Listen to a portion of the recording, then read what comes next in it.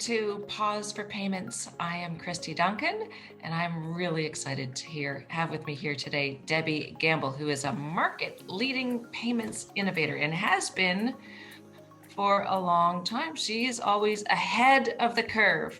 And right now, Debbie is Chief Officer of Innovation Labs and New Ventures at Interac, and is based in Toronto with me here. Welcome, Debbie. Thanks, Kristy. It's always a pleasure chatting with you. Debbie is a treasure trove of hints and tips and tricks on innovation and has been doing this around the world for a long time. So we are going to learn a lot from Debbie. But today we're going to talk about trust, why it's important, how it's evolving as a result of this global pandemic. And Debbie is the perfect person for this discussion. So let's get started. Indeed. Trust is a vital component when it comes to payments and financial services in general. I mean, you can't have a bank without trust. You can't have a payment service that you don't trust. So let's talk about how do we define trust in the context of Interac and payments. And perhaps for those in our audience who are not familiar with Interac, you might want to give us a quick overview. Absolutely. Yep. Great idea. Thank you for that. Interac is Canada's domestic debit network, has been in operation for around 37 years now. We are kind of leaders, of course, in debit, but in the early 2000s, around 2003, Interac also introduced a money movement platform called eTransfer, and did that ahead of many organizations who of late, certainly in the kind of conversations around payment modernization, push payments or real-time payments have become the fashion. So Interac actually delivered one of those in 2003. And so for the Canadians in the audience who will use Interac 18 million times a day is what the services use, will know our services, will know debit, will know e-transfer, will know money movement very well.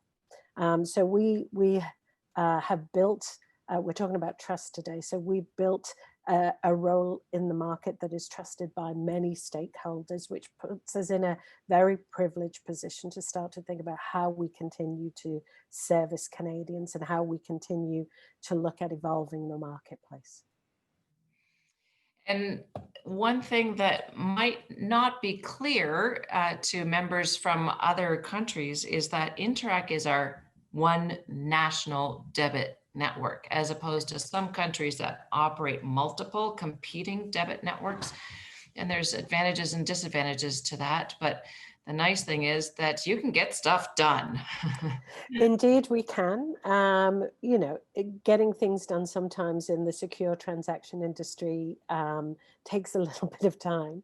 But yes, we get things done. And we can do that because of the role that we have. So we play a significant role in the Canadian market where we enable, we're connected to all of the financial institutions across the country. Our shareholders are the large and the small financial institutions, from the largest banks to the cooperative movement, so the credit union movement all across Canada.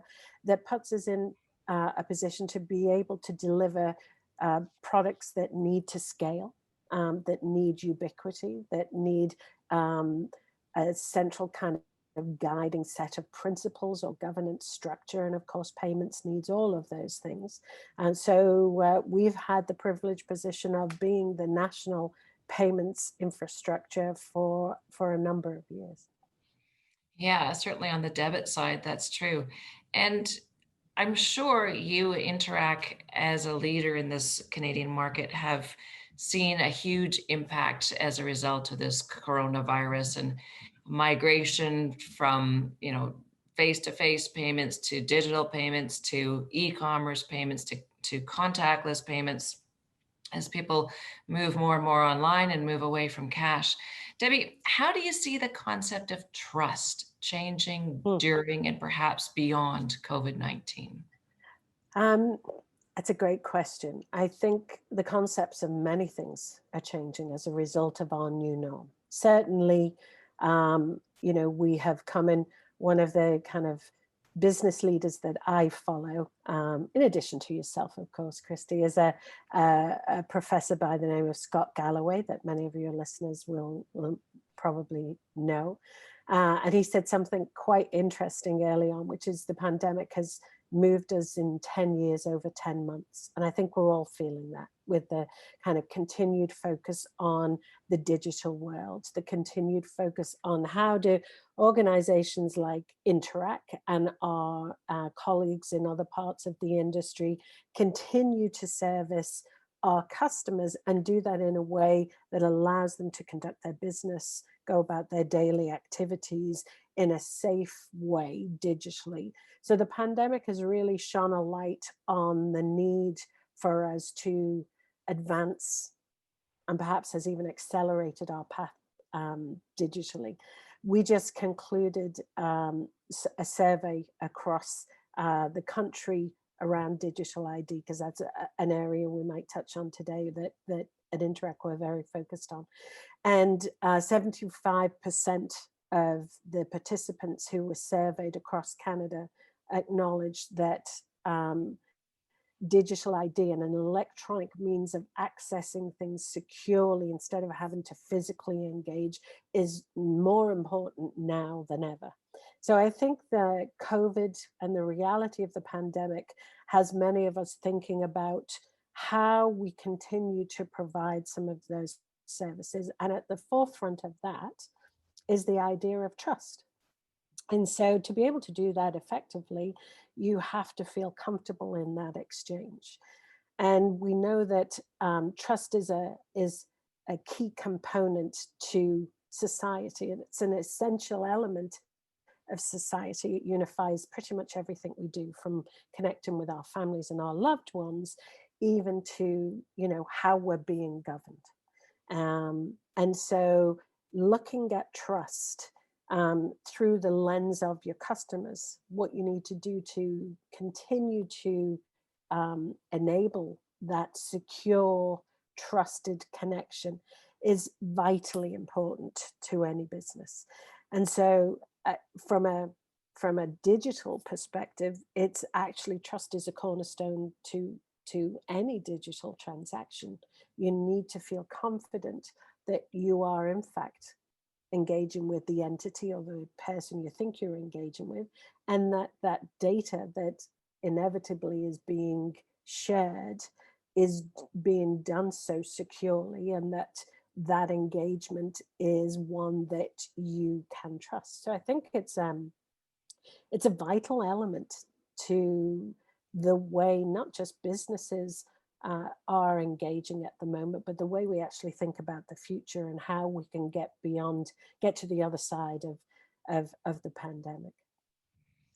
Yeah, trust is indeed a cornerstone in so many of our relationships, and especially with Interac and the banks. And I used to joke a long time ago that Canada is a country of bank bashers, and we love to bash the banks, but we trust them. And Absolutely. you can not love them, but you must always trust them, or else the relationship is just not worth its weight in salt at all. So, talking about trust and why it's so important and how it's important, can you tell us a little bit about how Interac ensures that this trust relationship is maintained? Oh, sure. So we kind of approach it, we think about it as a framework. So we believe that, you actually need a framework of trust, and that allows people like me looking at the future, so looking at innovation and disruption, that allows you to think about how you're going to service your customers and bring some new solutions to market. So that framework of trust, if you like, has to be based on some core elements. It has to be inclusive. So it has to be available to everybody. And when we think about payments, and the notion of ubiquity, it's so important that you start with this kind of view of inclusiveness. So that's one key component. It has to be relevant. So it has to be relevant to either solving the problems of our customers and consumers, or addressing an opportunity that's present in the market. And it has to be based on something authentic.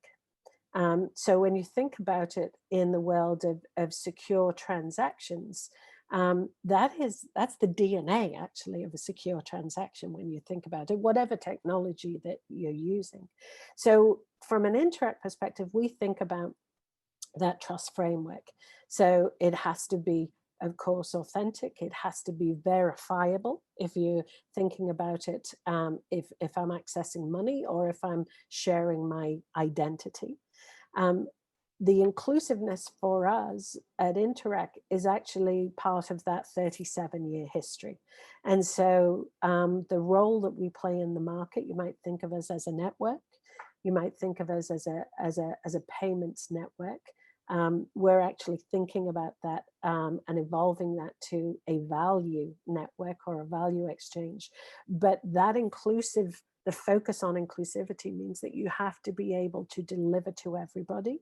That inclusivity and being able to deliver to everybody ultimately will get you to a flavor of standards or governance.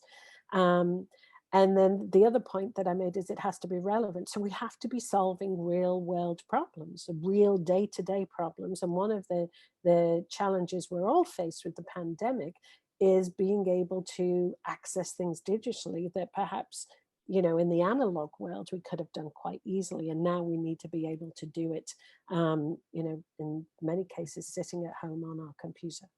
So we approach that framework, we think about it through that framework. And we leverage the players in the ecosystem that we are connected to.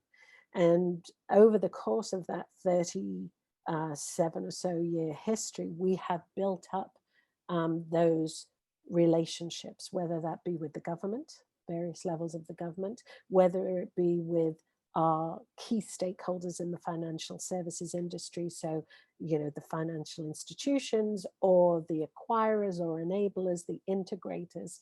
And of course, with ecosystem players and organizations like Women in Payments, like yourself and many others out there. But probably most importantly, with the consumers and businesses that are our shareholder service. And our shareholders, as I said, are the financial institutions. So we look at it as an ecosystem. And our role in that ecosystem is to securely enable various entities to engage and transact to the degree that we can get what we need done, and ultimately with a view for Canada's digital economy to prosper. Well, and these are all really important things for us to move forward, and we see it happening in other markets, certainly in the EU and the UK. They're really leading the charge with this, with the GDPR and Yep. the SCA, the secure customer authentication initiatives that they're all kind of working through now, which is proving to be a little bit more challenging to actually make it happen in real life than putting it on paper. But where do you see the trust relationship going? Where do you see that future? What needs to be done so that consumers and merchants and e-commerce platforms and the banks and Interac as kind of the glue holding it all together? How do you see that evolving?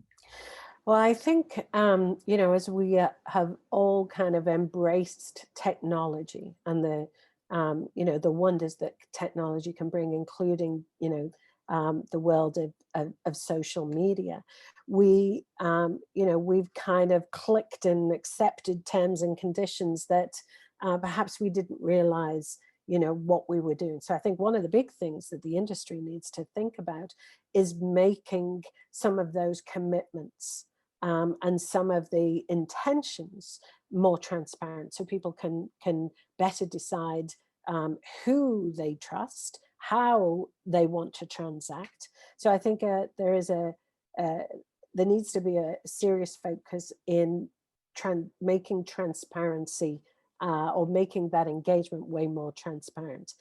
And I don't think that has to be done at the expense of convenience. So many of us kind of weigh up that convenience. I want to do this, I'll click, move on.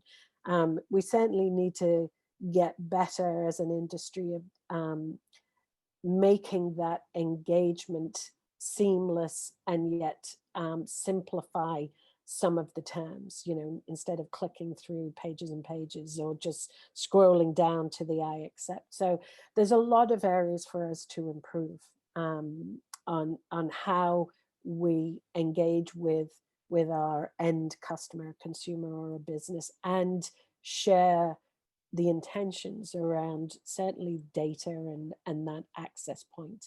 So I think there's lots of stuff we need to do. Yeah, this is all so interesting because I see this as the evolution of the role of Interac in the Canadian market. And I used to think, forgive me, I used to think of Interac as the slave with many masters, which is in some ways a good place to be. You're kind of stuck in the middle. But on the other hand, you're kind of at the mercy of all these different masters and all their different agendas. Whereas now it seems that Interact has taken much more of a leadership role in the industry, which is a great place to be. And there's so much opportunity and there is such a need for it. And you look at other markets like, Australia with their consumer data right and all of these Yep. trust frameworks that are evolving in different geographies. And it's great to see Canada move forward with this trust framework.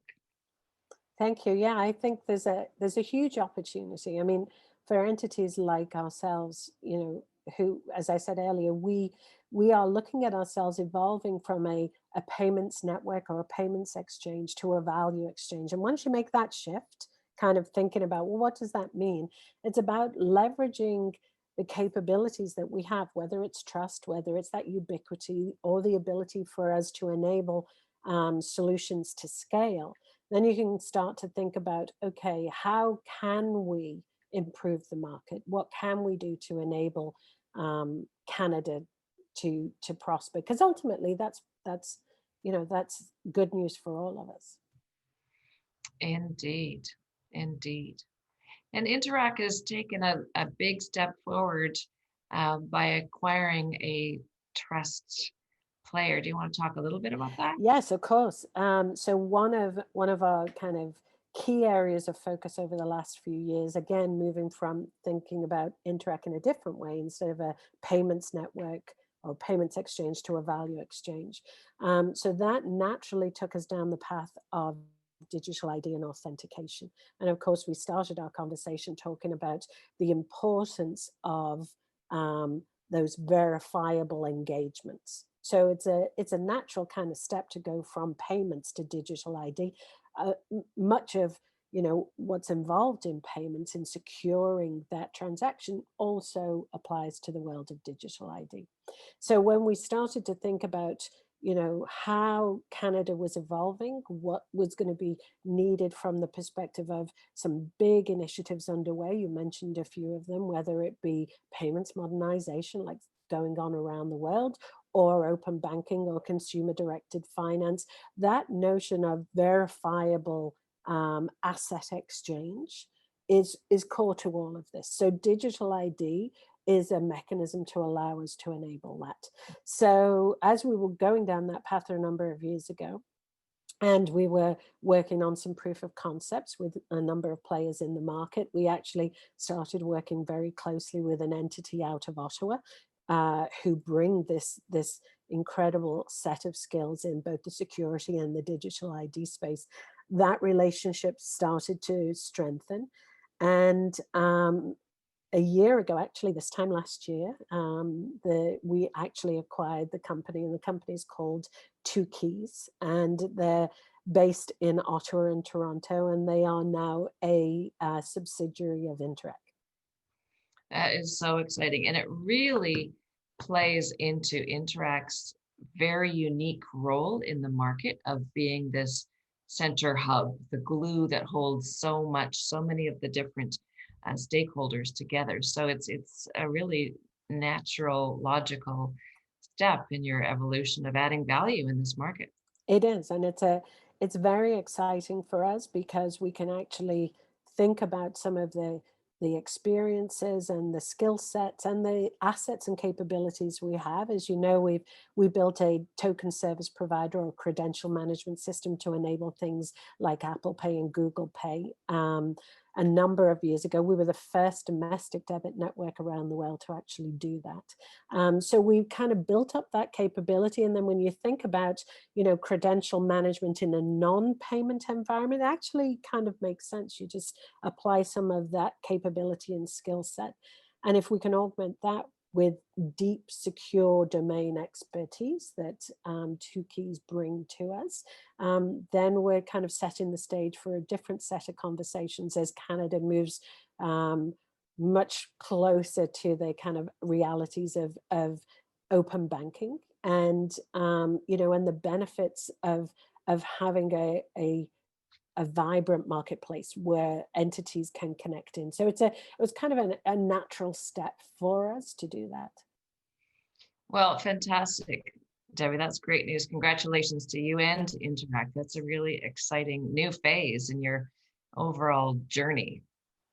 Yeah, it is. We're very excited about it, and really kind of engaged in the conversations that are happening right across the ecosystem. So it's not just the traditional payment players. It's of course it's the smaller entities, or even the appreciation for thinking about adjacent market spaces and the value that we can bring to organizations because we can bring solutions to scale and we can reach Canadians all across the country. Yeah, that's fantastic. Well, congratulations. So exciting. Thank you. I'd like to switch gears a little bit and talk about careers. Mm. And you've had this stellar career of being at the bleeding edge, as I call it sometimes, of innovation and initiatives around the world. It's so fascinating to watch your career. And um, you must have some things that you, similar to me, kind of have learned over the years. I'm wondering if you might share some of those. I call them pearls of career wisdom with Uh, our audience. um, I've had an amazing career and I have been incredibly lucky. There is a bit of luck to this. But I've also, I'm not really a person to shy away from controversy, let's say. So, that has stood me very well in my career, because it means, I'm naturally curious about things. And that has manifested itself in the payments or secure transaction space.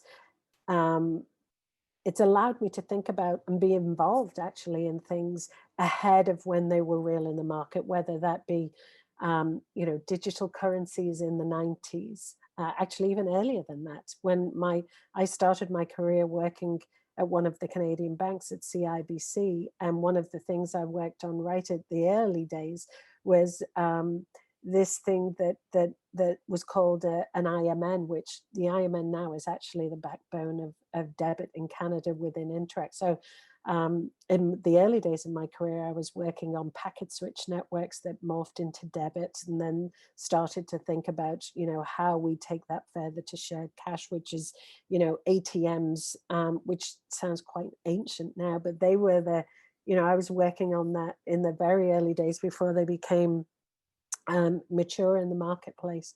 So I've had that natural curiosity has really served me well in my career.